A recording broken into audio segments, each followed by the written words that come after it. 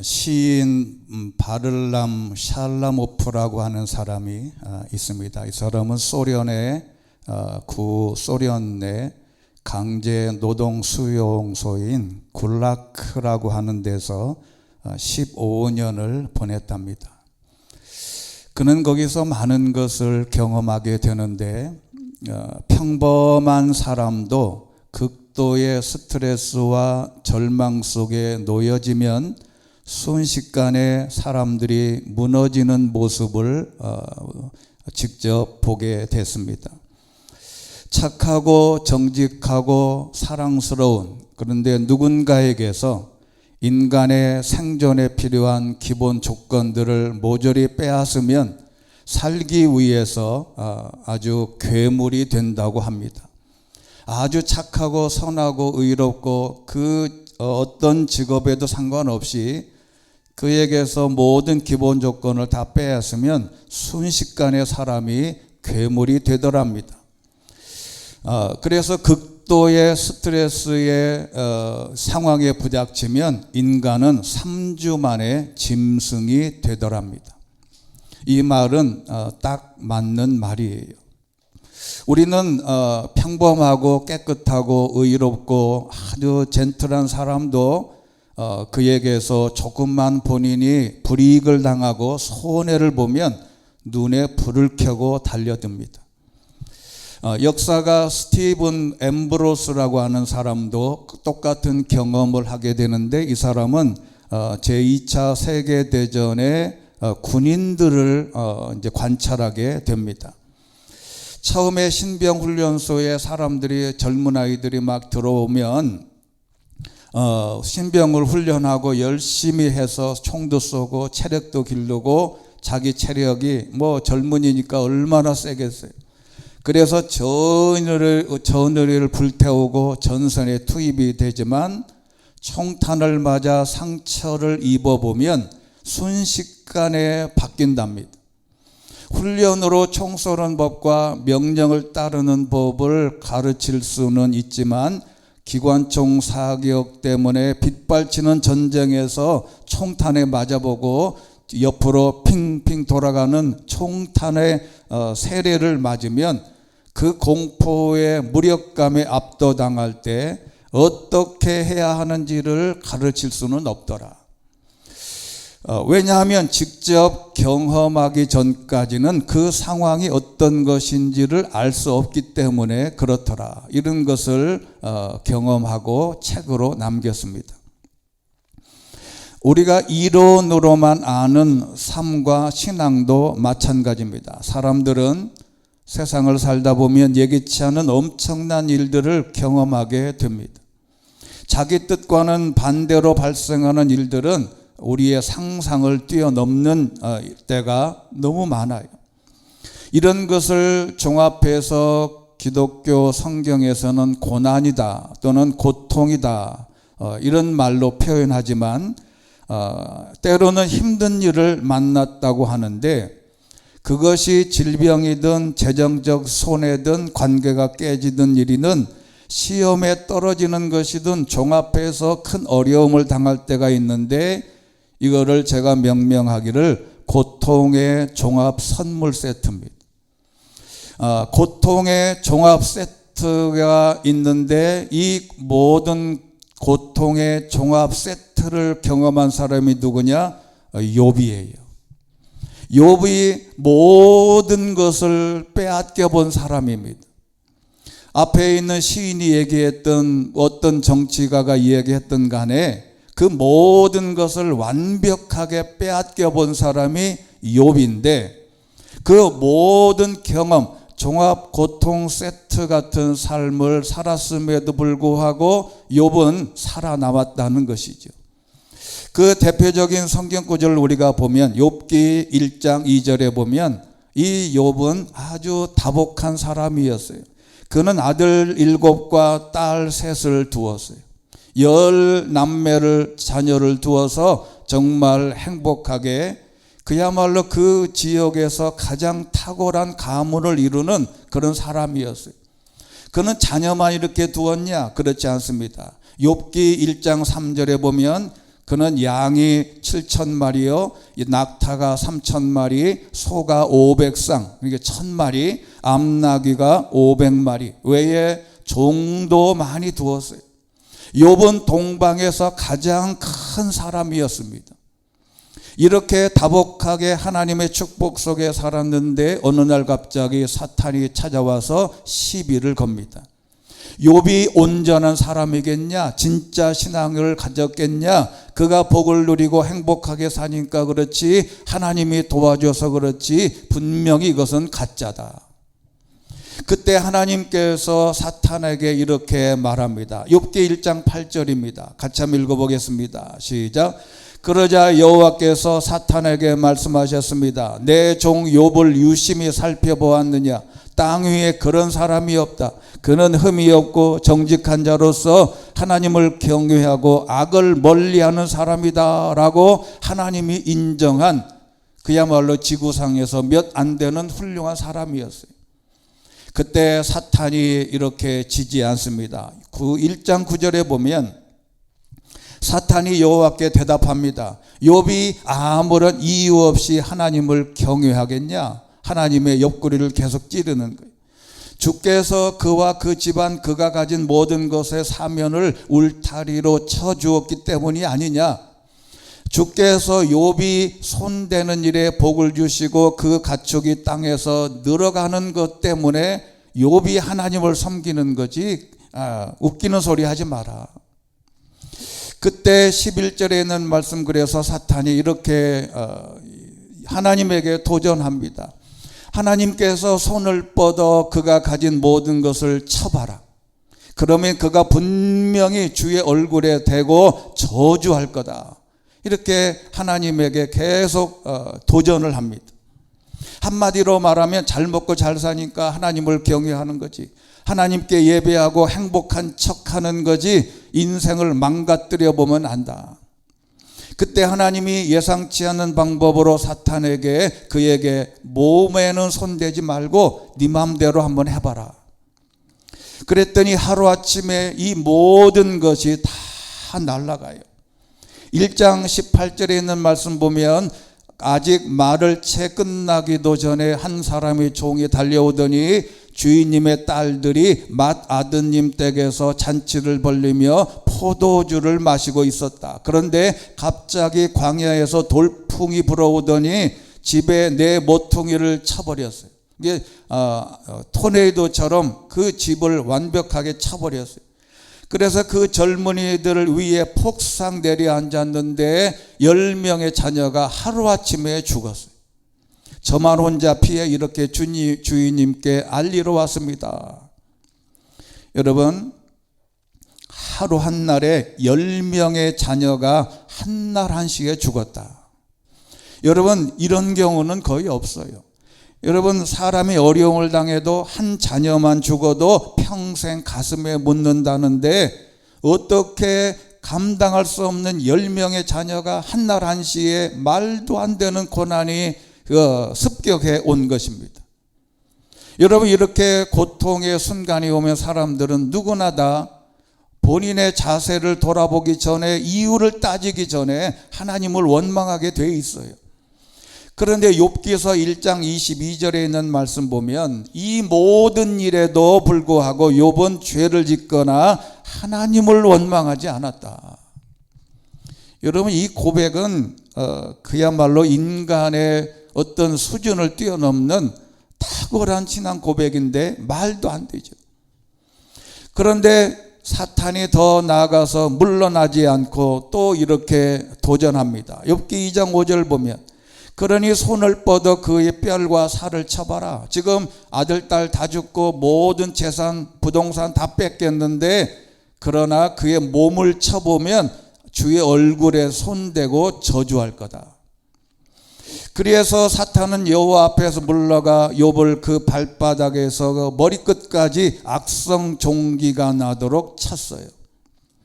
그러자 욥은 잿더미에 앉아서 토기 조각을 쥐고, 자기 몸이 너무 가려워서 손으로 긁을 수 있는 부위가 아니에요. 그래서 옆에 있는 토기 조각을 잘라서, 옹기 조각을 잘라서 그걸로 벅벅 긁고 그 몸에다가 불에 태운 재를 뿌리면서 그 모든 고통을 참습니다. 여러분, 우리가 이렇게 종기가 나보면 아는데요, 이게 재를 뿌리면 무슨 현상이 일어나냐면 고치지 않으면 구더기가 생겨요. 여러분, 몸 안에 구더기가, 작은 벌레들이 기어다니면서 몸을 얼마나 괴롭게 하는지 몰라요. 그래 이 모습을 보고 얼마나 처절한 모습이었는지 욥의 아내가 이렇게 말합니다.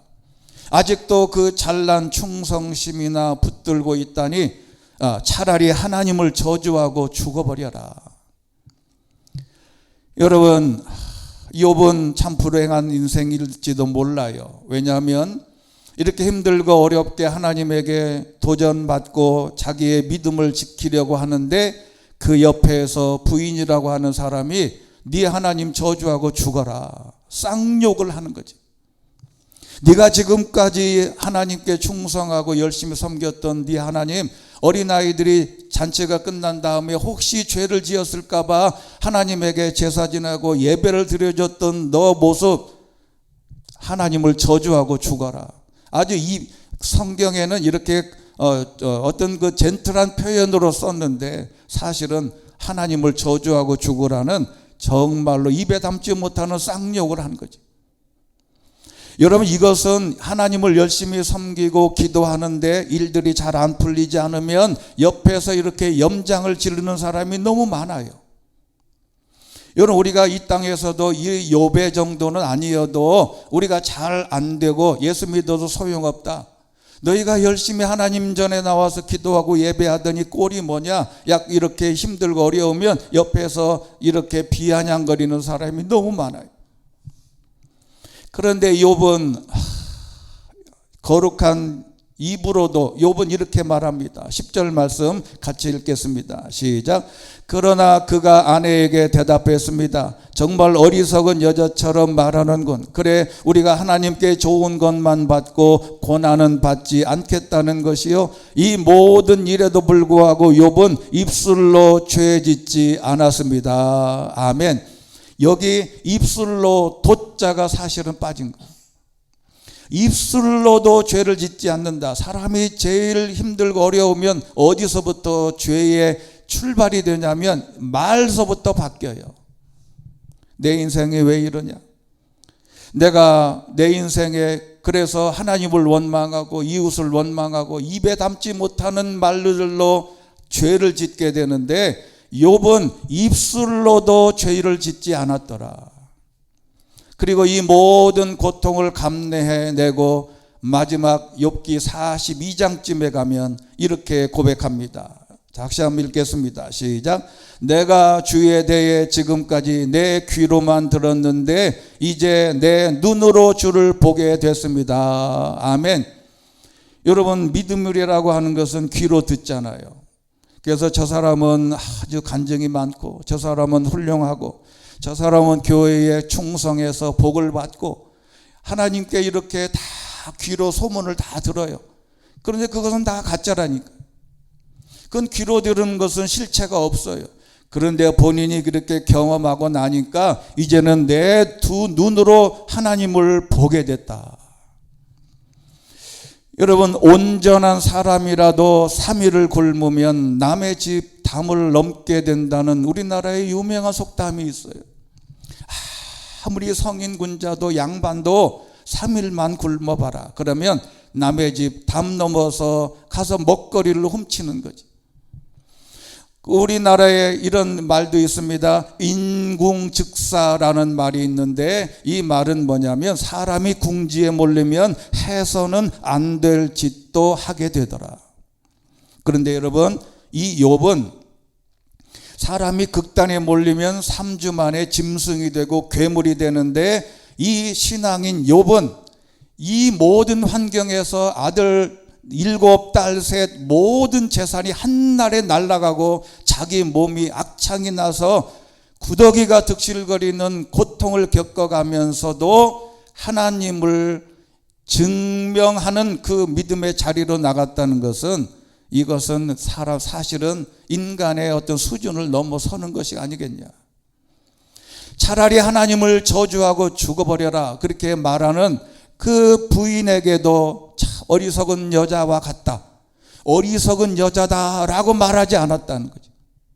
여러분, 이 욥이라는 사람이 얼마나 훌륭해요. 욥이 요 부인을 이렇게 말하면 입에 쌍욕을 담으면서 네가 뭘 아냐, 너 어리석은 여자다 그랬는데 어리석은 여자와 비슷하다 이거죠. 여러분, 욥은 이런 말에 동의하지 않고 순전함을 지켰는데 우리가 힘들고 어려운 상황이 되고 질병에 걸리고 삶이 곤고해질 때 이제 우리가 기도하며 붙잡고 기도해야 될 성경 구절 9가지를 소개해 드리겠습니다. 우리가 힘들고 어려울 때 이 말씀을 붙잡고 욥처럼 순전함을 지킬 수 있게 되기를 주의 이름으로 축원합니다. 첫 번째는 하나님의 말씀이 치유하고 회복하는 출발이 되는 거예요. 여러분, 시편 107편 20절에 있는 말씀 같이 읽겠습니다. 시작. 그분이 말씀을 보내 그들을 고쳐주시고 그들을 파멸해서 구해주셨다. 할렐루야. 여기 말씀은 따바르라고 하는 히브리어인데 이게 충고라는 말, 대답이라는 말, 의견이라는 뜻이 있어요. 이게 무슨 말이냐면 하나님의 말씀을 읽으면 하나님이 충고해 주시고 하나님이 대답해 주시고 하나님의 의견이 성경에 있더라. 그래서 하나님의 말씀, 하나님의 충고, 하나님의 의견이 있는데 이 말씀을 고쳐라고 하는 말은 우리가 잘 아는 여호와 라파 할 때 라파입니다. 하나님이 꿰매어 고치다라고 하는 뜻인데 치료해서 건강하게 만들다라는 뜻입니다. 하나님은 사람을 고치시고 회복시키는 방법은 하나님의 말씀에 근거하더라. 여러분, 그분의 말씀이 고쳐주시고 파멸해서 구해주시는 출발이 된다. 여기 치유라는 단어는 질병과 관련이 되어 있지만 삶의 모든 고통과 환경의 어려움을 회복시켜주는 출발이 된다. 하나님의 말씀을 읽고 하나님의 말씀을 듣고 하나님의 말씀으로 회복되는 출발이 된다. 그리고 두 번째는 이미 우리의 모든 상처는 예수님의 고난을 통하여 우리에게 이미 해결해 주셨다. 이사야서 53장 5절 말씀입니다. 같이 읽겠어요. 시작. 그러나 사실은 우리의 허물이 그를 찔렀고 우리의 악함이 그를 상하게 했다. 그가 책망을 받아서 우리가 평화를 누리고 그가 매를 맞아서 우리의 병이 나은 것이다. 할렐루야. 우리의 허물, 악함이 문제인데 우리 책망을 받아서 우리에게 평화, 매를 맞아서 우리에게 병이 났더라. 여기 허물이라고 하는 뜻은 우리가 사회적으로 말하면 사법적인 시스템에서 말하는 죄를 넘어서서 종교적, 도덕적인 죄입니다. 이 허물은 사법적인 것보다 훨씬 세밀하고 죄로 깨달아야 할 내용들이 너무 많아요. 이거를 이렇게 예수님이 표현했습니다. 마태복음 5장 28절 같이 읽습니다. 시작. 그러나 나는 너희에게 말한다. 여자를 음란한 눈으로 바라보는 사람은 누구든지 이미 마음으로 간음한 것이다. 이 사법적인 단계를 경계선을 넘지 않았는데도 이런 모습만 자체로 죄라고 했으니 우리의 허물이 얼마나 많겠냐. 예수님의 가장 큰 사역은 그래서 죄의 문제를 해결하려고 오신 거예요. 세상에 이 말은 죄 때문에 허물 때문에 예수님께서 찔림을 당하시고 십자가에 달리셔서 이 악함 때문에 고통을 미리 당하셔서 우리에게는 모든 복된 길로 인도함 받을 수 있는 대로를 만들어 주셨다. 이 말씀을 붙잡고 기도하면 된다. 그리고 세 번째는 결국 그분의 은혜가 우리를 세워준다. 사도행전 20장 30절에 있는 말씀 같이 읽겠습니다. 시작. 이제 내가 여러분을 하나님과 그분의 은혜의 말씀에 맡깁니다. 그 말씀이 여러분을 든든하게 세워 거룩함을 입은 모든 사람들 가운데 기업을 받게 하실 것입니다. 할렐루야. 여기 든든히 세워라고 하는 단어는 건축자가 되다 이 말인데, 이 말을 쉽게 말하면 집을 다시 져야 된다. 이건 우리의 믿음의 집도 흔들리면 안 되고 믿음의 집도 다시 져야 된다. 수리해도 되지만 완벽하게 건축을 재건축을 해야 돼요. 그분의 은혜로 우리는 다시 집을 짓게 되고 확고하고 수리할 것은 수리하고 더욱 잘하게 하실 줄로 믿습니다. 은혜의 집을 다시 지어라.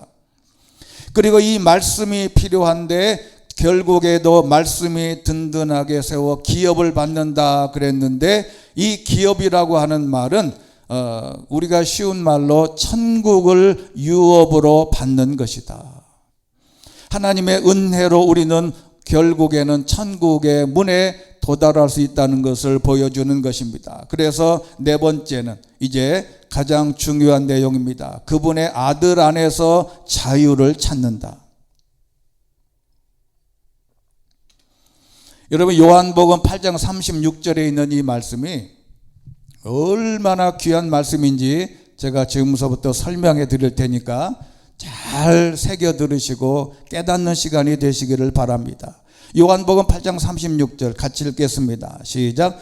그러므로 아들이 너희를 자유롭게 하면 너희는 참으로 자유롭게 될 것이다. 여러분, 이게 무슨 뜻인지는 뭔가는 깊은 뜻이 있긴 한 것 같은데, 뭔가는 있는 것 같은데 마음에 와닿지를 않지요. 이게 무슨 뜻이냐면 자유함은 마음이 편하다, 그런 뜻이에요. 여러분, 아들이 너희를 자유롭게 하면 너희는 진짜 마음이 편해질 거다. 왜 편해지냐? 여러분, 자유함, 마음이 편한 게 중요한데 왜 편한 게 중요하냐? 사람들은 죽음 앞에서도 마음이 편해야 된다. 자, 죄송하지만 한번 따라해 보겠습니다. 죽음 앞에서도 마음이 편해야 된다. 왜? 예수님이 우리의 모든 죽음의 문제를 해결했기 때문에 어떤 상황이 와도 마음이 편해야 돼요. 딸 셋, 아들 7이 한꺼번에 죽고 모든 재산이 날아가고 자기가 병들어 죽게 돼도 마음이 편해야 된다. 이게 얼마나 중요한지 몰라요. 그래서 이 자유라고 하는 말은 노예가 아닌 상태인데 제일 중요한 게 모세의 율법의 멍에에서 자유롭다는 뜻이에요. 이게 왜 중요하냐면요, 여러분, 이스라엘 백성들은 예수님이 오시기 전에 613가지의 율법을 지켜야 천국에 간다 얘기했어요. 그래서 얼마나 노력을 많이 했는지 몰라요. 613가지를 목숨처럼 지키려고 했는데 안 돼. 열심히 613가지의 율법을 지키려고 몸부림쳤는데 불안해. 이게 뭔가 열심히 하는데 안 돼. 그래서 마음에 불안감이 생기는데, 예수님 안에서 너희들이 이제는 그 모든 은혜로 구원받게 될 테니까 마음 편해라. 이거를 우리가 보여준 사람이 다른 종교의 한 사람이 있어요. 여러분, 이 성철 스님이라는 분이 있습니다. 이분이 16년간 앉아서만 잠을 잤어요. 그리고 밖에도 안 나와요. 그 다음에 기자가 가서 누군가 인터뷰하려고 그러면 3000배 하고 와라. 그래서 3000배 하고 오면 그냥 잠깐 만나주고, 이 성철 스님이 이런 말을 했어요. 마지막 죽기 직전에 조선일보, 동아일보, 경향신문, 중앙일보 같은 날 같은 지면은 아닌데 이런 마지막 말을 하고 돌아가셨어요. 한평생 남녀 무리를 속여 미치게 했으니 그 죄업이 하늘에 닿고 숨이 산을 덮었다. 산채로 아비 지옥에 떨어지니 그 한이 만갈래나 되고 한 바퀴 붉은 해는 푸른 산에 걸렸도다. 그러고 죽었어요. 저는 이 성철 스님이, 여러분이 이 말씀을 듣고 나서 진짜 성철 스님은 진짜라고 저는 생각을 해요. 왜 진짜냐면 들어보세요. 이 조계종 종정으로 있던 1987년에 버버에서 신문에 이렇게 난 동그라미에 친 곳을 제가 이제 보여주는데, 이분이 불교도인데 기독교 용어를 써서 이렇게 말했습니다. 그 빨간색 있는 부분이에요. 사탄이여 어서 오십시오. 나는 당신을 존경하며 예배합니다. 당신은 본래 부처님입니다. 그러고 나서 이분이 종정에 취임할 때 이 말을 했어요. 이분이 솔직하다고 생각했는데 이분은 불교도인데 기독교 용어를 써서 이렇게 말을 했는데 이게 무슨 얘기냐면 저는 이분이 솔직하다고 생각을 해요. 왜 그러냐면 불교란 자기의 공덕으로 기독교에서 말하는 율법으로 천국을 갈 수 있는 것처럼 생각하고 정진했는데 마지막까지 보니까 아니더라는 거죠. 여러분 이 말씀이 얼마나 중요한지 몰라요. 이 성철 스님이 그 고승이라고 소문난 우리나라에서 몇 안 되는 탁월한 스님이 자기는 16년 동안 자지도 않고 외부 사람 만나지도 않고 그렇게 정진하고 뭔가를 이루려고 하고 천국의 목표를 두고 살았는데 마지막에 보니까 이게 가짜라고 안 되는 거예요. 마음에 불안감이 있는 거예요. 그래서 본인이 산채로 아비지옥에 떨어진다, 사람들에게 정진하면 천국 갈 거라고 율법을 지키면 천국 갈 것처럼 얘기한 게 본인이 가짜라는 거죠. 여러분 이게 얼마나 중요한지 몰라요. 이 성철 스님이 이 말을 하고 많은 사람들이 해석을 하는데 이 성철 스님이 저는 진짜 스님이라고 생각을 해요. 왜? 본인이 그렇게 노력을 했는데 여기에는 자유함이 없고 마음이 안 편해. 16년간 잠을 안 누워서 자지 않고 정진했는데 마지막에 보니까 이게 가짜야. 이거 가지고는 천국에 갈 수 없다고. 노력을 해도 안 되더라. 뼈저리게 느끼고 죽은 거예요. 진짜 인생에서 자유함을 누리는 것은 아들 예수님께서 죽음의 문제를 해결하셔서 그분의 은혜가 아니면 안 된 거라는 것을 우리는 성경에서 이미 배웠잖아요. 그렇게 해야 진짜 마음이 편하다고요. 여러분 오늘 죽어도 내가 하나님 나라에 갈 수 있다는 마음이 편한 마음을, 자유함을 갖게 되시기를 주의 이름으로 축원합니다. 아무리 율법을 지키고 노력을 100번 하고 아무리 해도 무슨 소용이 있냐. 자유함이 없어요. 마음의 불안감만. 그래서 우리는 하나님에게만 소망을 두어야 된다. 어디에도 소망을 둘 필요가 없어요. 시편 42편 11절 말씀 같이 한번 읽겠습니다. 시작. 오 내 영혼아 왜 이렇게 풀이 죽어 있느냐, 왜 이렇게 내 속에서 불안해하느냐. 너는 하나님을 바라라. 내가 오히려 그분을 찬양하리라. 그분은 내 얼굴을 도와주시는 분이시며 내 하나님이십니다. 할렐루야. 하나님께 소망을 둬라. 낙심하고 불안해하고 풀이 죽어 있고 언제 죽을지 몰라서 마음의 불안감을 갖고 언제 죽을지 몰라서 풀이 죽어 있지 마라. 모든 바란다고 하는 것은 기다린다고 하는 뜻인데 기대하다 그런 뜻이 강해요. 그러니까 기대는 하나님께만 해라.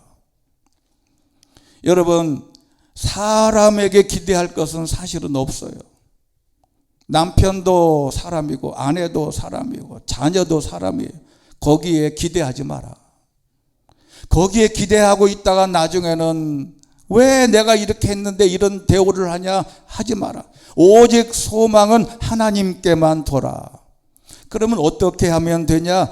여섯 번째는 우리의 육신과 영이 동시에 강건하기를 원하는데 우리가 잘 아는 본문 요한 3서 1장 2절입니다. 사랑하는 자여라고 시작한 본래의 뜻은 가이오라는 사람이 쓴 편지글이기 때문에 사랑하는 가이오 나는 그대의 영혼이 잘됨 같이 그대의 모든 일이 잘되고 강건하기를 빈다.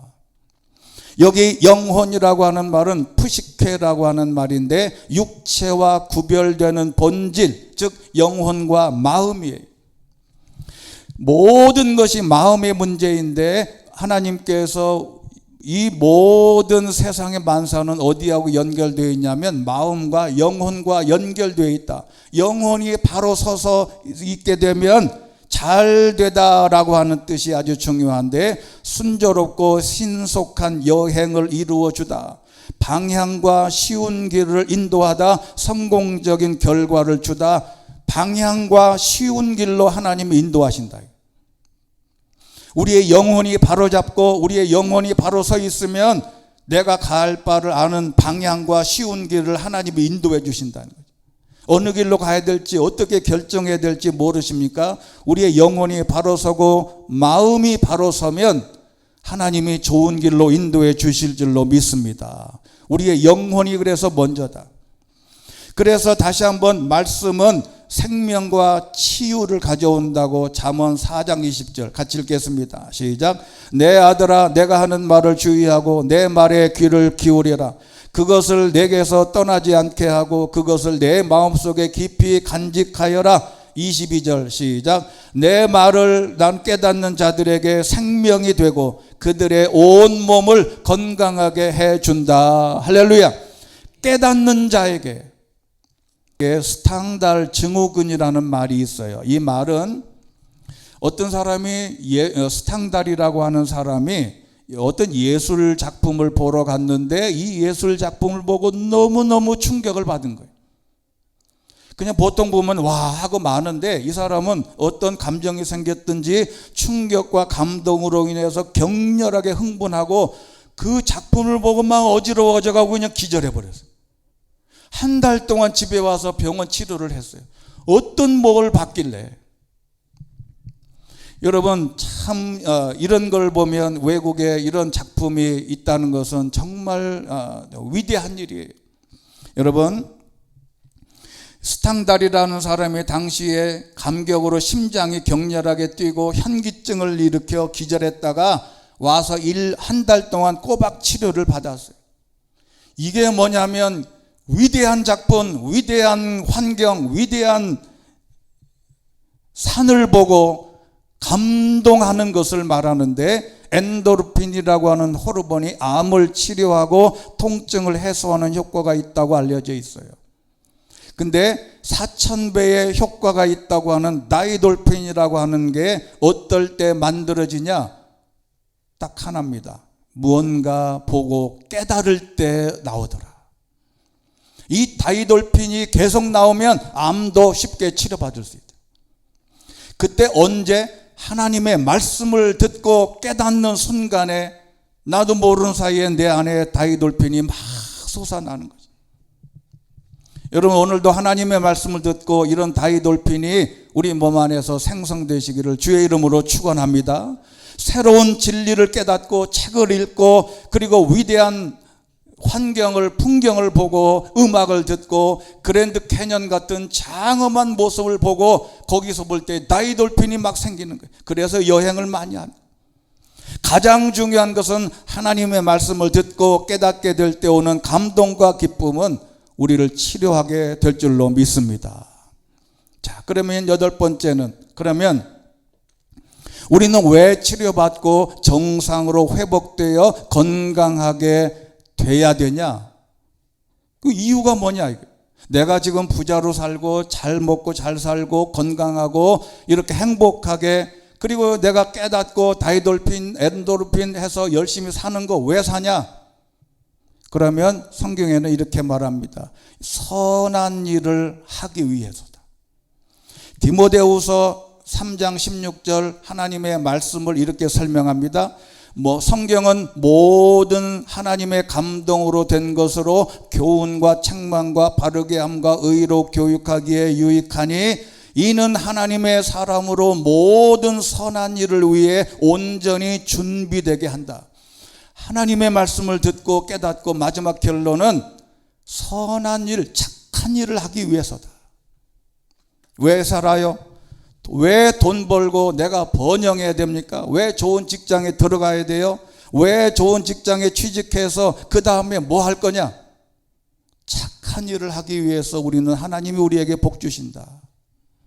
이게 여기만 있는 게 아닙니다. 고린도후서 9장 8절에 항상 넉넉해서 모든 선한 일을 넘치도록 하게 하시려는 거다. 에베소서 2장 10절에 있는 말씀, 하나님께서는 우리가 선한 일들을 행하며 살기를 원하신다. 디모데후서 2장 21절 보면 모든 선한 일에 준비함이 되리라 그랬는데 우리말 성경에는 거룩한 그릇이 될 거다. 착한 착한 일을 하는 사람이 거룩한 그릇이라는 거예요. 그리고 히브리서 10장 24절 우리는 사랑과 선한 일들을 격려하기 위해서 서로 돌보고 살아보라. 여러분, 가장 착한 일은 그래서 어디가 출발이에요? 예배가 가장 착한 일입니다. 예배 왜 드려요? 하나님을 사랑하고 이웃을 사랑하기 위한 하나님의 계획인데, 야고보서 2장 8절에 있는 말씀 같이 읽겠습니다. 시작. 여러분이 성경대로 내 이웃을 내 몸과 같이 사랑하라는 최상의 법을 지킨다면 잘하는 것입니다. 하나님을 사랑하고 이웃을 사랑하는 게 가장 착한 일이다. 마지막 9번째 오늘 본문입니다. 이것은 간단해요. 하나님의 보호를 신뢰하라. 하나님은 내 피난처요, 내 요새이시고 죽을 병에서 구원하실 거고 내 방패와 성벽이 될 거고 밤에 엄습하는 공포나 낮에 날아오는 화살을 두려워하지 마라. 그 다음에 어둠을 활보하는 흑사병, 한낮에 넘치는 재앙도 두려워하지 않아. 내 곁에서 1000명이 막 넘어지고 병에 걸려서 막 쓰러지고 코로나로 넘어지고 암 걸려서 막 1000명이 오른쪽에서 10,000명이 쓰러져 막 넘어져도 하나님께서 너에게는 가까이 하지 못하게 지켜주시리라 말씀하는 거죠. 여러분, 이 말씀이 너무 실감나지 않아요? 내가 지금 옆에 사람이 막 죽어나가 1000명이 막 죽어나가 총칼에 맞아서 막 넘어가 10,000명이 전염병에 걸려서 막 속절없이 무너지는데 나는 괜찮다 이거지. 하나님의 보호하심이. 어떤 해악이 닥치고 어떤 재앙도 내 장막, 내 집 가까이 못하게 할 거다. 천사들을 명령해서 내 모든 길을 지켜주라고 하실 것이기 때문이다. 그가 나를 부를 것이니 내가 응답하리라. 내가 그의 고통과 함께 하겠고 그를 건져 영광스럽게 하리라. 16절에 있는 말씀 같이 읽습니다. 시작. 그가 원하는 만큼 오래 살게 해주고 내 구원을 그에게 보이리라. 할렐루야. 여러분이 몇 살까지 살고 싶으세요? 요즘에는 100세에서 110세로 올라갔대. 어떤 사람이 얘기하는데 저는 110세 산 사람은 본 적이 없어요. 제일 많이 살아 움직이는 사람은 김영석 교수밖에 없어요. 근데 여러분, 여러분이 원하는 만큼 살게 해주겠다는데 믿는 자에게 그렇게 된다는 거예요. 어떤 상황이 와도 하나님이 원하는 만큼 살게 해준다는데 뭐 더 할 말이 있겠어요? 이거를 신뢰하고 믿으라는 거예요. 믿는 자에게 되는 거다. 하나 예를 들고 말씀을 마칩니다. 나무꾼이 산으로 나무를 하러 갔답니다. 옛날에. 마침 좋은 땔감이 발견해서 둘러싸고 있는 칡넝쿨을 이제 막 치우려고 붙잡아서 자르려고 하는데 하필 그 칡넝쿨 비슷한 게 보니까 잠자는 꼬랑이 홀이었어요. 호랑이 꼬리를 딱 잡은 거예요. 너무 놀래가지고 나무꾼이 그냥 얼른 나무 위로 팍 올라갔어요. 그랬더니 영물인 호랑이가 나무를 잡고 막 흔든 거예요. 떨어뜨려가지고 잡아먹으려고. 그래가지고 막 흔들다가 어쩔 수 없이 딱 떨어졌는데 하필을 호랑이 등에 딱 탔네. 그러니까 이 호랑이가 또 놀란 거예요. 이번에는 그 호랑이가 놀라가지고 내가 잡아먹으려고 한 놈이 등에 탔으니 이걸 떨어뜨리려고 막 달려가는데 이번엔 누가 놀래요? 나무꾼이 또 놀란 거지. 떨어질까 봐. 그래서 그냥 꽉 잡고 막 달려가는데 멀리서 땀 흘려서 농사하던 한 농부가 보니까 참 가관이야. 그래서 이렇게 얘기했대요. 나는 평생 땀 흘려 일해도 사는 게 이 꼴인데 어떤 놈은 팔자가 좋아서 호랑이 등만 타고 놀러 다니냐. 이래서 어디 살만하냐. 비관했다는 말이죠. 여러 사람들은 늘 나만 힘들다고 합니다. 아니에요. 다른 사람 다 걱정과 근심 있어요. 남들은 다 호랑이 등 타고 놀러 다니고 유람하는 것 같은데 그 사람도 나만큼 고통이 있다는 거죠. 여러분, 대통령은 대통령대로, 시골 가게 주인은 주인대로 그 나름대로 엄마도 아빠도 부모도 모두가 다 사장도 사원도 제각기 자기가 있는 처지에서 다 힘들어요. 호랑이도 힘들고 나무꾼도 힘들고 농부도 힘들어요. 이 모두가 힘든 세상인데 그래서 성경은 우리에게 이렇게 말씀하는 겁니다. 시편 138편 7절 말씀 같이 읽겠습니다. 시작. 내가 고통 가운데 처해 있더라도 주께서는 나를 회복시킬 것입니다. 할렐루야. 여러분 욥처럼 회복되시기를 주의 이름으로 축원합니다. 고통의 종합 선물 세트가 나한테 와도 다른 사람처럼 짐승과 괴물이 되지 말고 욥처럼 순전함을 지켜 하나님에게 2배의 축복을 받는 그 비결이 뭐냐? 하나님은 나를 회복시키신다. 이 말씀을 믿고 오늘도 회복되시기를 주의 이름으로 축원합니다. 전능하시고 자비로우신 하나님 아버지, 우리의 삶이 곤고하고 힘들 때 하나님을 원망한 적이 있습니다. 하나님을 불편해한 적이 있습니다. 마음에 자유함이 없고 마음이 불편한 적이 더 많았습니다. 하나님 아버지, 우리에게 예수 그리스도를 통하여 우리에게 모든 질병에서 회복되고 우리의 삶이 모든 곤고함에서 회복될 수 있는 놀라운 축복과 회복의 은혜를 허락하여 주시옵소서. 예수 그리스도 이름으로 기도드리옵나이다. 아멘.